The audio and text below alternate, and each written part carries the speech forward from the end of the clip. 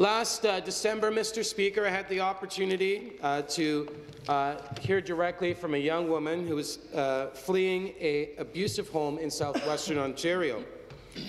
She ended up struggling for several years, went through homelessness and living in shelters, and she was then accepted to the Covenant House 5 years ago. Great. And, Mr. Speaker, because of that, ability to get into that shelter and to work with frontline workers, she went off to go to Humber. And now she's studying at Ryerson University, and her objective today is to become a social worker so she can go back and help young people who are in this exact same situation as her. At the end of the day, Mr. Speaker, I think there's no doubt that every single person in this room wants us, as government officials, as members, as people who work for government, to ensure that young people are placed into the best possible situation so that they can reach their full potential and they can be active participants in society. Mr. Speaker, I stand here today committed to helping young people in our province reach their full potential. As an MPP, as the Minister responsible for Children and Youth Services, as the Minister responsible for anti-racism, but I think most importantly, as a community member, as an uncle, and as a father of two young girls, I believe that it is our utmost importance here in this legislature as a government to do everything we possibly can to ensure that young people are at the heart of our decision-making. Many children, youth and families in this province struggle with barriers that leave them struggling to thrive. And it's our responsibility, Mr. Speaker, to break down those barriers to help ensure that our province's youth can succeed. And young people need to be included as part of the solution.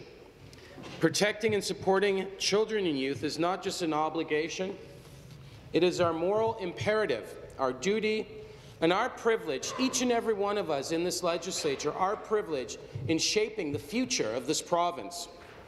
Mr. Speaker, I am so amazed and inspired by the hard work of people within the sector, community agencies, frontline workers right across this province who work every single day, often weekends and evenings, to make sure that our young children are protected. I want to thank OPSU, CUPE, Unifor, and all of our provincial advocates, including the Provincial Advocate for Children and Youth, for the work that they do. Our progress in supporting children and youth would not be possible without their efforts. I'm proud of the work that our community partners do as they provide direct services to build stronger neighbourhoods and give people a sense of belonging in their communities.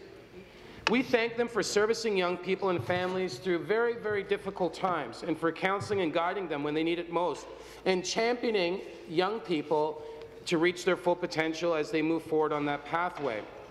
Mr. Speaker, we thank them for their advocacy and for reminding us that our work as MPPs, our work as government officials, our work as service providers is never done.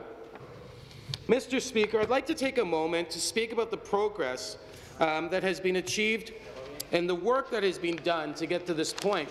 And I want to take a moment just to thank the folks back at the Ministry of Children and Youth Services, because you know, I've been a minister for under a year now, but I know that the government officials, the minister for this file for under a year, and it has been an incredible experience to meet the men and women who work at the ministry, who've been working on this legislation for years.